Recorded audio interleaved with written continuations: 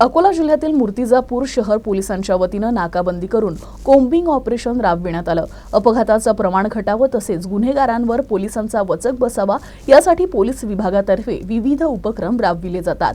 त्याचाच एक भाग म्हणून हे कोम्बिंग ऑपरेशन राबविण्यात आलं।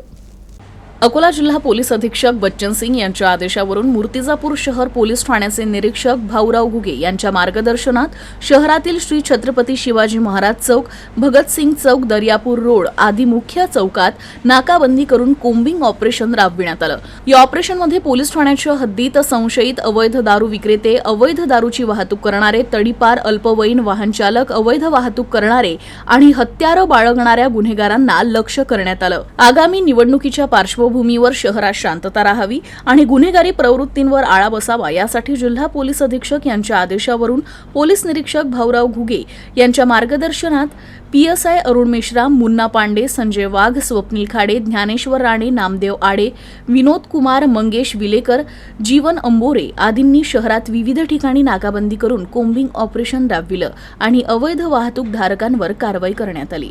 माननीय SP साहेब यांच्या आदेशाने नाकाबंदी सुरू आहे इथे आणि भगतसिंग चौकामध्ये विदाऊट लायसन वगैरे जे आहे त्याच्यावर कारवाई करण्यासाठी आदेशित केलं आहे। त्यामुळे आम्ही नाकाबंदी सर, मोठ्या प्रमाणात अल्पवयीन मुलांचं पण प्रमाण वाढलेलं आहे दुचाकीवर, याच्यावर काय नेमकी कारवाई होणार? त्याचकरिता आम्ही त्याच्यावर चेक चालन वगैरे त्यांचे लायसन चेक करणे, कागदपत्र चेक करणे व नंतर त्याच्यात जर कागदपत्र वगैरे काही आढळून आली नाही तर त्याच्यावर कारवाई करणे।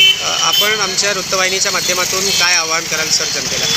जनतेला हेच आवाहन करू शकतो की प्रत्येकाने आपले कागदपत्र, लायसन, गाडीचे डॉक्युमेंटचे सोबत ठेवावे व वाहन चालवावे। तसेच काही गर्दीमध्ये कोणत्याही प्रकारे आपण वाहनामध्ये हे करू नये व गर्दी करू नये, जेणेमुळे अपघात वगैरे होऊन कोणतेही जीवितहानी होणार नाही याची दक्षता घ्या।